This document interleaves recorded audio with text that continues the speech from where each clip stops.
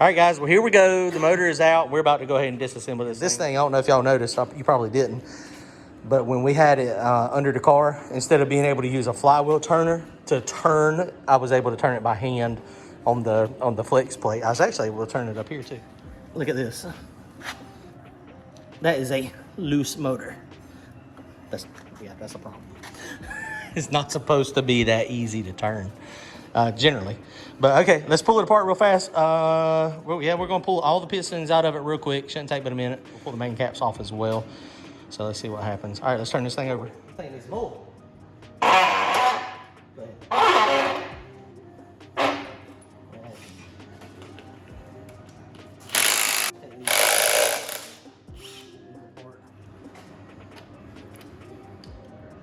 Okay, so, woo, that looks bad.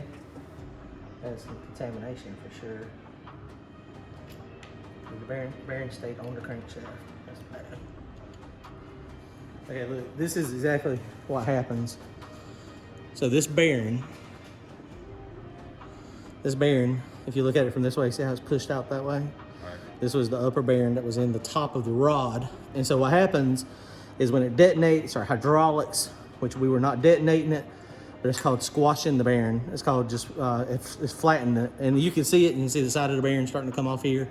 And it's made the bearing fatter. And so it's definitely squeezed it. And that's exactly what happened, is I think it detonated, or not detonated, I think it hydraulicked it. These things should fit down in there nice and tight. And you see how it's not tight at all. What happened is that timing retard was hitting on the traction control, and it was pulling it down to 8 degrees of timing. And so what happens is, if you think about it, when it starts the combustion process, when it sparks, the fuel is now vaporizing, it's burning. You get a real high spike in cylinder pressure. What happens is if you delay it too much on methanol, and say you've got 3,500 pounds worth of fuel going in there, instead of sparking at 24 degrees before top dead center, now it's sparking at 8 degrees. So that means that solid fuel, the piston is coming up and it's squeezing it. You can't compress fuel or water or a hydraulic substance. So it's going to make the weak link, and that's what it's going to do, is it's going to push the bearing out. And that's exactly what happened, is the timing was going from 24 to 8, 24 to 8, 24 to 8. Okay, that bearing does not look terrible. Let's push it on it. I'll drop that piston. That one, the bearing, now this one, the bearing stayed in the rod. Pistons all look fine. Piston, it's got a real short top. It's only 190 thousandths. It works, believe it or not. Yeah, a little bit of polish on that one, and it's gonna be fine. Okay.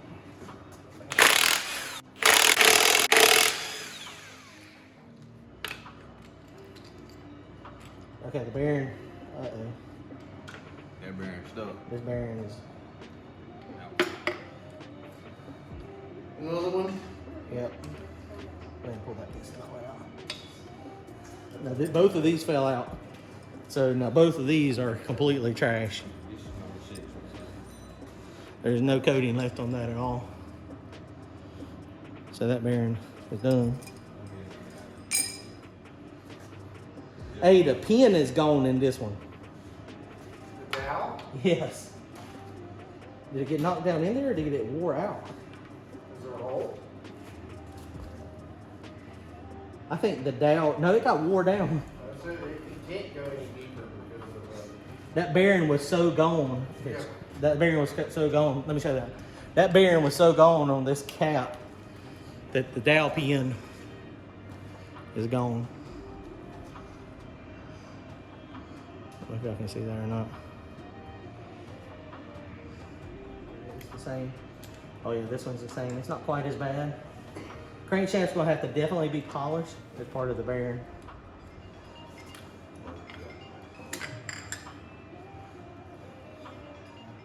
Well, this crankshaft might have to be turned. I do not remember if we had to turn it or not. Richard marks them on the very front if you turn. Okay.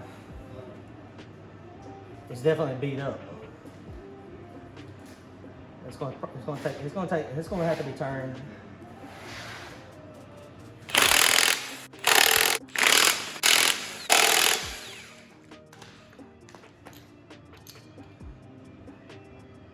I'll have to.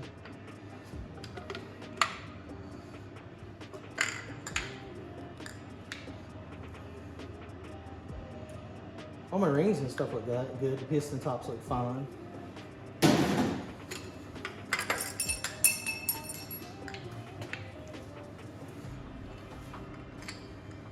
So that one right there is perfect. That crankshaft there, that one's fine. That's gonna have to be turned. Just get lucky and just get by with a polish. Assuming the names are looking okay. Ooh, that's perfect right there. That bearing right there is not bad at all. Fire motor's good. How's that? Yeah, that bearing's in good shape. It's not squashing at all.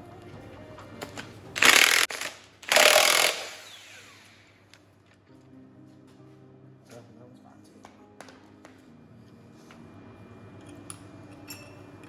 Got it?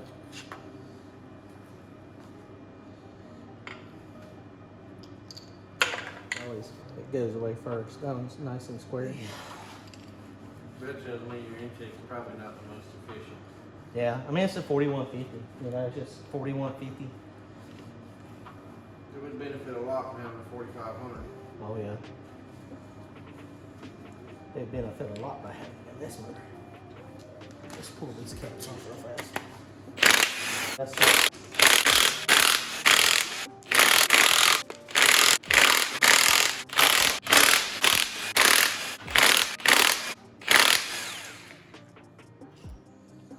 Walking these off.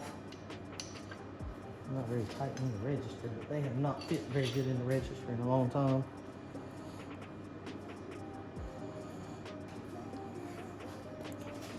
There is a little bit of contamination here, but you can see the spacer bearing is still intact and it is not spun. That all looks good. These things generally should be pretty tight. Now that's a problem. The bearing stayed on the crankshaft. That spun just slightly.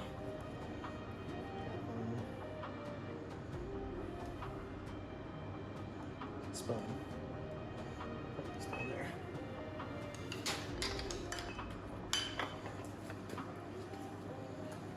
Okay, that's a thrust. Thrust bearing looks perfect. Other than on the thrust side looks good. Okay.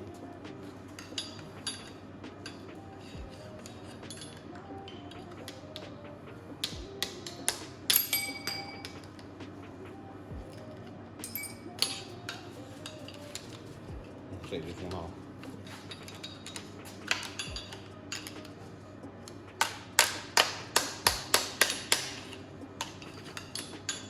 Yep. Yeah. I don't know if I'm in the best condition to get that. Your hands are a little slick. All right, that one's good. That one's good. So these two in the middle. Ooh, bleed. So easy. Tangs are completely flat in these things. That's spacer bearing.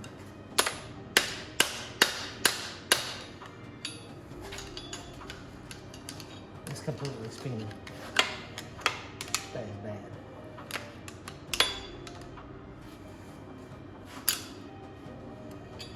There's the upper one. That's the shell. Let's see if we can get these other two off. That's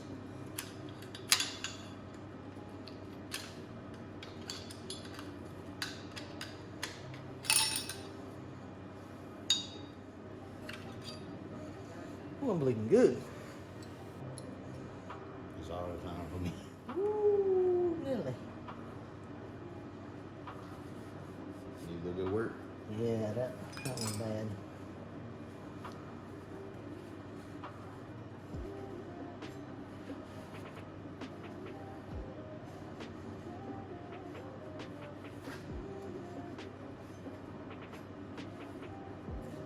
Right here.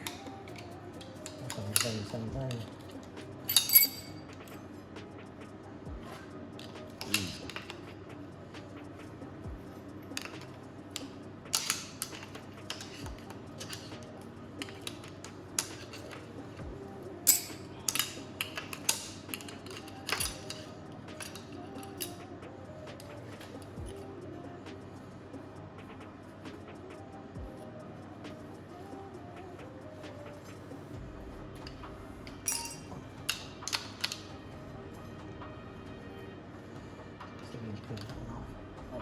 hole back down in here, didn't it?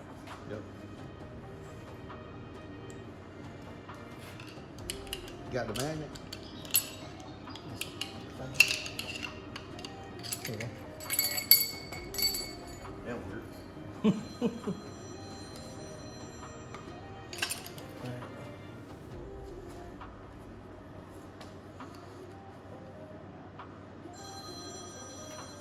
We got some work to do. Okay, so this is looking bad. It spun some main bearings. So, you know, the rods we weren't really worried about, but the mains is a potential problem. And so the bearings were not really stuck to it. I mean, they were kind of hard on it. This right here, though, it feels like a lot of this is on top of it. So it's kind of hard to tell. Back bearing looked pretty good. You can see there's some scuff marks. We're going to take it to Richard. I cannot remember if this thing was turned. This is a very nice crankshaft, billet crankshaft. It's one of those things, hopefully it's not destroyed. And I don't remember last time if we turned it 1010 or if we turned it 2020 or what it took. If it's only been turned 1010, then I'm probably okay with it, you know, going to 2020. If not, then we'll see what our other options are. We may end up having to get another one. I really don't like having to run that spacer bearing. And that's a perfect example. You can see that big space. The block is a 400 main block and the crankshaft is a 350 main. And so I'm not real thrilled with that. You know, there's a chance. I might start looking for some crankshafts and see what kind of crankshafts I can find. Which honestly, if I'm doing the no prep stuff, I went 457 with a scat crank. So maybe it's time to put a bigger crank back in it. We'll see. I don't know. But if I do that, then I'm going to need to change pistons. Because these pistons, I need to get a part number on these pistons. I mean, these are just off-the-shelf pistons. You can see the part number, BC 1200.040. So whatever piston this is, if I have to get a crankshaft, the crankshaft's going to match the piston. That's pretty funny.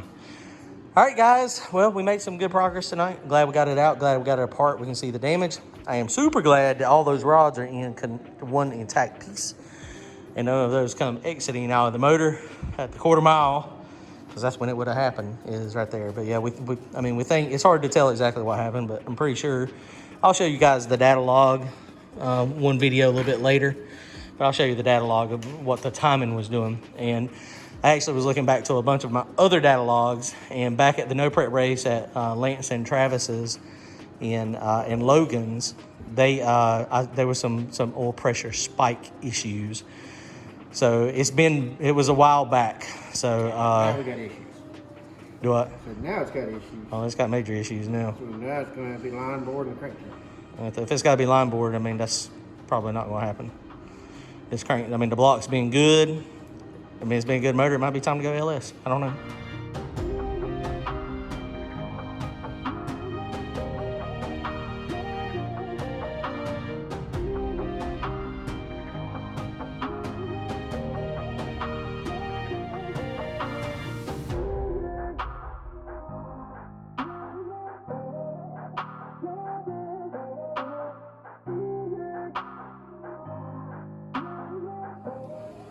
Okay, well, here we go. We got the whole front off now.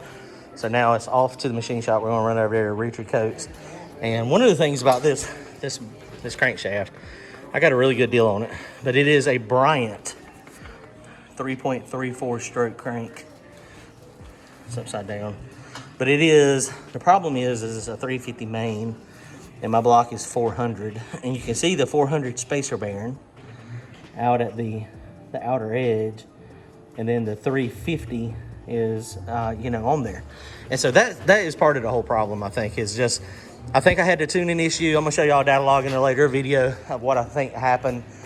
This thing, I think it's hydraulic, and it started beating that bearing out. I'll show you the data log, what I was showing you with the timing. And basically, this thing has not got center counterweights on it. So, this is probably, I know it's a good shaft, but this thing probably moved around a little bit because the rod bearing was kind of squashed out and it was spinning on one, but then this probably got some vibrations. It started moving a little bit, and then when it started moving, it grabbed the bearing. So that's, what I think happened. So we're gonna run this to the shop. Crank will for sure clear. It is being turned 1010 already. I'm pretty confident that it will clear at 2020. You know, it may not even need 2020. The rods may not even need to be changed. Or this stuff right here on the rods looks like it's on top. So that's the bearing on top. It actually is not very rough. So, I mean, we might just have to do the mains. So then I've got a decision to make. You know, we got to check the block to make sure the block is okay, or if it can be line honed out. But then I've got a decision to make. Do I want to take my nice fancy crankshaft here that I love, because the crankshaft and the block are the, you know, the basis of a good running motor that's going to give you longevity. Do I want to keep my nice fancy crankshaft and get another block and put this crankshaft in it, keep the same stroke motor, or I can take this crankshaft and either sell it or put it on the shelf for later and possibly build another motor at a later time with that crankshaft, and then just pick up a 3.5 or 3.75 stroke with the 400 mains. I've got to get rods anyway, so the only problem if I do that, that's going to cost me more money in rods. I was going to use those rods from Jason Tyson, but I just won't be able to use those because they'll be too long. I'll need a 6-inch rod. But pick up a crank and a set of rods. And so then I'm looking, I've got a couple fillers out there for some of the folks. I'm looking for a used, like Callie's Magnum crankshaft, or, you know, a Lenati. I don't necessarily want a Scat or a Eagle. I have been really fast with the Scat, but it did end up breaking. The crank actually broke, and I mean, but it was going really fast. But I don't want to put something in here and say, okay, well, I can't turn it up because I've got a Scat crank or Eagle crank, and it might, be my downfall. So I got some deciding to do. We're going to take it to Richard, let Richard look at it, and then we're going to decide exactly what we're going to do. Something else, this thing has got the big block Chevy. I may have already talked about it, but it's got the big block Chevy snout. So this is a belt drive setup, change crankshafts. This block is the Iron Eagle. It's got the raised cam. It's raised 391 thousandths. So this is a specific timing set for that block. So what I'll have to do is I'll keep this timing set, and I'll just order a new bottom sprocket. So we just got to get those part numbers and make sure that stuff's available, which it should be. All right, guys, y'all comment, like, and subscribe. We'll see y'all soon. I'll let you know what's up later.